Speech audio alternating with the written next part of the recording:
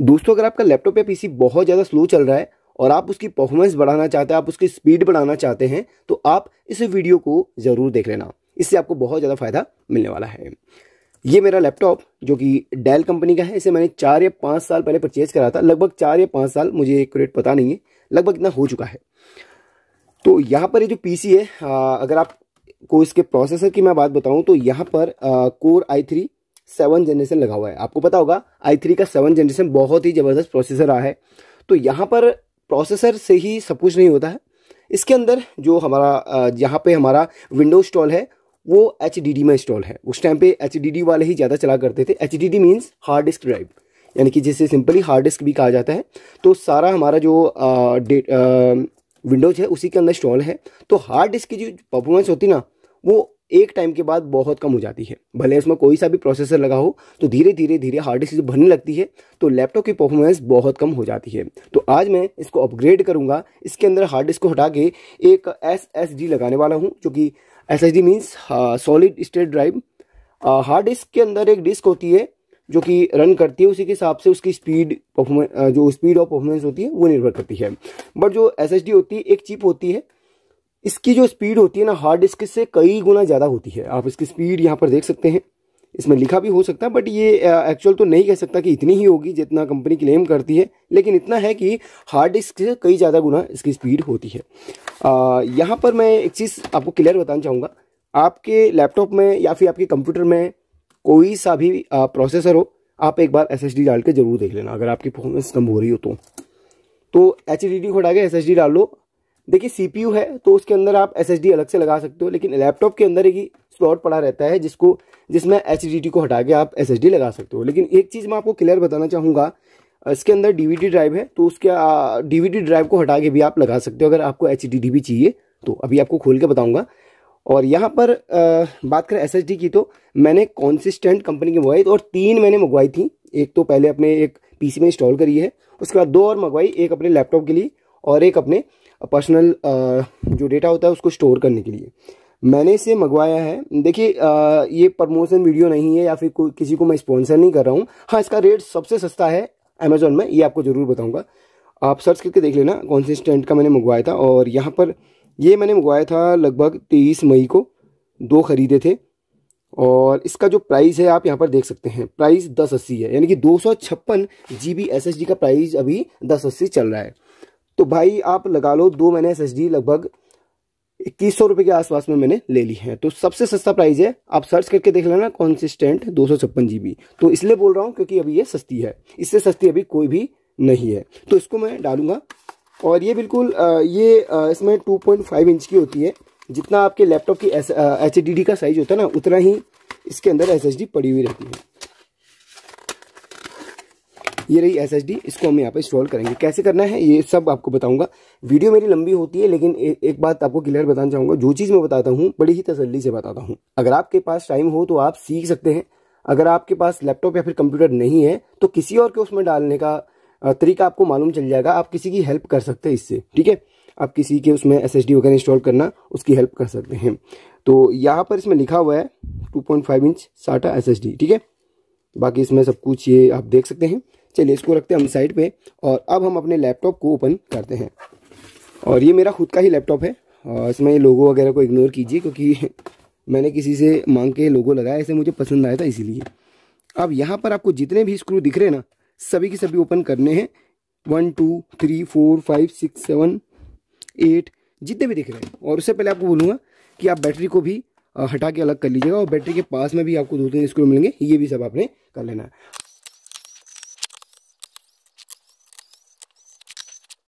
Finally इसके सारे screw खुल चुके हैं। अब हमने इसको ओपन करना है, इसके बैक पैनल को बहुत ही संभल के करना है। ओपनर की हेल्प लीजिएगा और किसी भी एक कॉर्नर से इसको उठाना स्टार्ट कीजिएगा इस तरीके से। यहाँ पर भाई लॉक बने रहते हैं, लॉक को खोलते हुए आपने इसको ओपन करना है, ठीक है। कोशिश ये कीजिएगा कि कहीं से टूटे ना, बहुत ही संभल के इसको खोलना रहता है। पहले के जो लैपटॉप होते थे ना, उसमें भाई स्लॉट बने रहते थे खोलने के लिए, रैम का अलग था, अलग अलग जगह से आप खोल सकते थे। बट आजकल क्या आ रहा है भाई, पूरा ही इसको इस तरीके से ना पूरा ही ये खुलता है पीछे साइड से। अगर आपके पास ओपनर है तो उससे आपका अच्छी तरीके से खुल पाएगा। चलिए चलिए कीबोर्ड भी खोलने का तरीका आपको बता देता हूँ।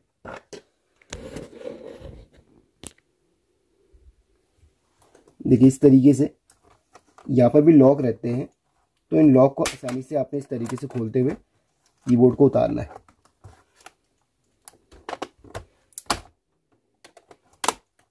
इसमें भी लॉक रहते हैं, तो उसको भी खोलते हुए कीबोर्ड को उतारना है।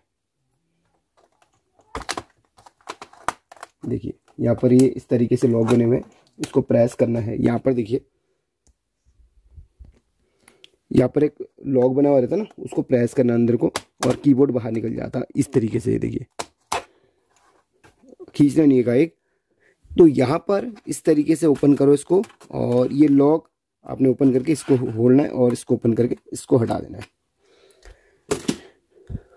अब चलते हैं हम अगली प्रोसेस की तरफ। तो यहाँ पर जो डीवीडी है उसको आप इस तरीके से खींच के अलग कर लीजिएगा, और यहाँ पर आपको 3 स्क्रू और मिल जाएंगे, इनको आपने ओपन कर लेना है इस तरीके से।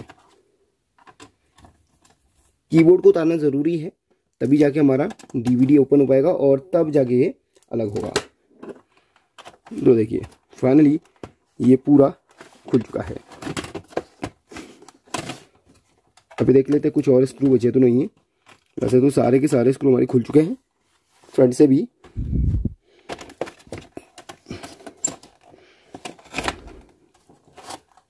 चलिए चेक करते हैं, वैसे बिल्कुल सही है।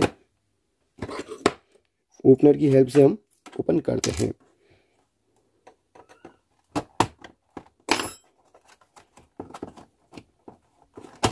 मुझे लगता है कि इधर पे कोई स्क्रू वगैरह है। हाँ बिल्कुल, एक स्क्रू ये बचा हुआ है।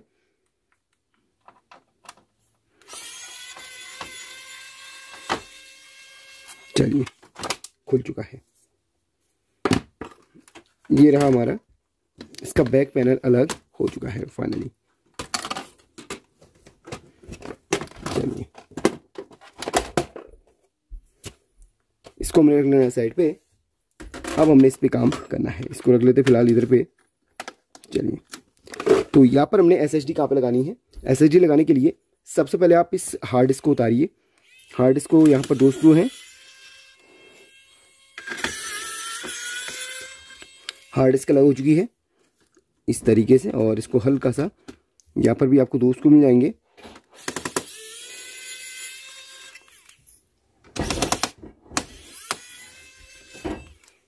तो यहाँ पर ये रही हार्ड डिस्क, इसको आप इस तरीके से इस कनेक्टर से अलग कर सकते हैं।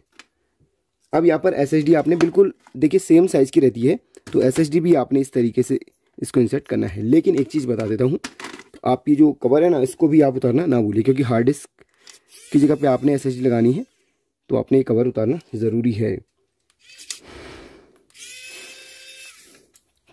प्रोसेस थोड़ा सा लंबी थी, लेकिन आपको डिटेल से मैंने यहाँ पर बताया, हर एक चीज़ खोलते हुए बताया है। कीबोर्ड खोलने का तरीका मैंने आपको ऑलरेडी बता दिया है। वहाँ पर लॉक होता है, उसको अंदर को दबाना है, तब जाके कीबोर्ड ऊपर को ओपन होगा। आप ज़बरदस्ती खींचेगा मत, वरना दिक्कत पड़ जाएगी। तो ये रही हार्ड डिस्क तोशिबा की 1 TB की। इसको हम बाहर से अलग से लगा लेंगे, क्योंकि इसके लिए हमारे पास खाली जगह नहीं है। हाँ इतना है कि अगर आपको भी दोनों चीज़ें चाहिए, SSD और HDD, तो आप DVD को हटा सकते हैं और DVD की जगह पे आप इसको लगा सकते हैं। एक चीज़ बोलूँगा भाई, DVD को लगे रहने दीजिए, कभी कभी DVD की भी ज़रूरत पड़ती है, तो आप DVD को मत हटाइएगा। चलिए इस तरीके से हम इसको यहाँ पर लगा लेंगे, जैसे हमने इसको ओपन करा था। पहले इसको हम इस तरीके से खोलते हैं और इसको हम इस तरीके से लगा लेंगे इसके प्लग में, ठीक है। अब यहाँ पर पहले इसको हम कस लेते हैं सही तरीके से, सभी स्क्रू 1 2 3 4, और यहाँ पर भी इस तरीके से फिट कर लेना है बस। चलिए ये प्रोसेस थोड़ा सा हम फटाफट करते हैं ताकि वीडियो लंबी ना हो। SSD के स्क्रू यहाँ पर कस लिए हैं। अब यहाँ पर हम इसको प्लग करेंगे। तो जैसे हमने खोला था बिल्कुल वैसे ही प्लग आप कर लें, बिल्कुल गलत तरीके से इसमें ना लगाएं।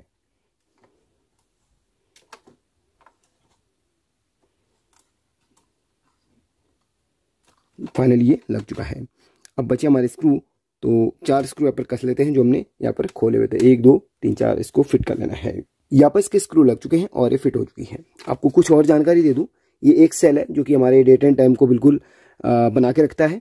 स्पीकर्स हैं और ये इसका रैम है। ये रैम का अलग एक और स्लॉट दिया गया है। अगर आप रैम को बढ़ाना चाहते हैं तो यहाँ पर एक और रैम इसमें लगा सकते हैं। DDR4 इसमें रैम लगेगी। ये इसका फैन है, कूलिंग फैन, और इसके नीचे सीपीयू लगा हुआ रहता है, ठीक है। इसके जस्ट नीचे सीपीयू है। यहाँ से कूलिंग फैन, यहाँ से ये जो अलग से आप देख रहे हैं ना, ये हीट सिंक है, और कूलिंग फैन इस हीट सिंक को ठंडा करने का काम करता है। तो कूलिंग फैन इसमें इस तरीके से लगा हुआ रहता है। जैसे आपने सीपीयू में देखा होगा, जैसे आपने बड़े वाले सिस्टम में देखा होगा, कूलिंग फैन के जस्ट नीचे प्रोसेसर रहता है। लेकिन यहाँ पर क्या होता है ना, प्रोसेसर यहाँ पर अलग से लगा हुआ रहता है, ठीक है। ये वाईफाई और ब्लूटूथ का एक अडेप्टर है, और बाकी चीज़ें, सभी चीज़ें बता दी फिलहाल मैंने आपको, ठीक है। अब यहाँ पर हम इसके बैक पैनल को लगाते हैं और इसको सही तरीके से फिट करते हैं। चलिए, ये बैक पैनल यहाँ पर लग जाएगा। जैसे हमने ओपन करा था बिल्कुल वैसे इसको लगा लेना है। तो यहाँ पर लग चुका है। एक चीज़ मैं आपको बताऊंगा, देखिए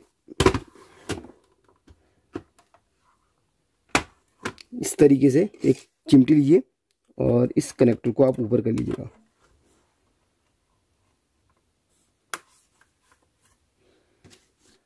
तो यहाँ पर अब हम सारे स्क्रू लगा लेते हैं। उससे पहले हम डीवीडी को भी इस पर फिट कर लेंगे। तो यहाँ पर स्लॉट बना हुआ है, डीवीडी को जैसे आप इंसर्ट करते हैं वो फिक्स उसी जगह पे फिट हो जाएगा, इस जगह पे। ये डीवीडी का ही बनाया गया स्लॉट, ठीक है। तो डीवीडी इस जगह फिक्स हो चुका है। अब हम सारे स्क्रू यहाँ पर लगा के आपको कीबोर्ड वगैरह फिट करके दिखाते हैं। चलिए सारे स्क्रू लगा लूँगा, और कीबोर्ड को कैसे फिट करना है मैं आपको बता देता हूँ। इस तरीके से लगा लिया, और इस कनेक्टर को फिट करके देखिए इस तरीके से बंद करके, और यहाँ पर इस तरीके से आपने इसको दबाना है, और ऊपर से इस तरीके से दबा देना, तो कीबोर्ड इस जगह फिट आ जाएगा, ठीक है। तो चलिए इस प्रोसेस को मैं पहले कंप्लीट कर लेता हूँ, एक एक स्क्रू वगैरह लगा के फिर आपको दिखाता हूँ। तो स्क्रू लगा लिया, अब हम कीबोर्ड को इस तरीके से फिक्स कर लेते हैं। हो गया, बस प्रेस करना है और कीबोर्ड जगह फिक्स हो जाएगा, देखिए आसानी से। तो कीबोर्ड अच्छी तरीके से फिक्स हो गया। निकालने के लिए फिर से आपको बता देता हूँ, अगर आपको उस टाइम पे समझ में ना आया हो तो यहाँ पर फिर से उस प्रोसेस को आप देख लीजिएगा। कीबोर्ड किस तरीके से निकालते हैं, खींचना नहीं है। ये जो आपको लॉक दिख रहा है ना, ये एक सेकंड, अब देखिएगा, ये जो आपको लॉक दिख रहा है ना, ये इसको अंदर को दबाना है, इस तरीके से अंदर को दबाना है, और ये ऊपर को आ जाएगा इस तरीके से, ठीक है। ये अंदर को जाएगा, ये लॉक इस तरीके से अंदर को जाएगा, इस तरीके से अंदर को जाएगा वो लॉक। बस खींचना नहीं है, वरना ये लॉक टूट जाएगा, फिर आपको दिक्कत हो सकती है। चलिए, तो अब यहाँ पर हम इसको पहले बंद कर लेते हैं, और पीछे तरफ से सारे स्क्रूज के जितने भी बचे हुए हैं वो हम लगा लेते हैं।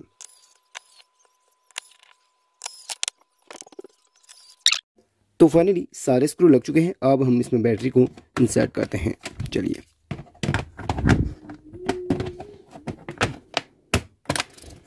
तो बैटरी यहाँ पर लग चुकी है।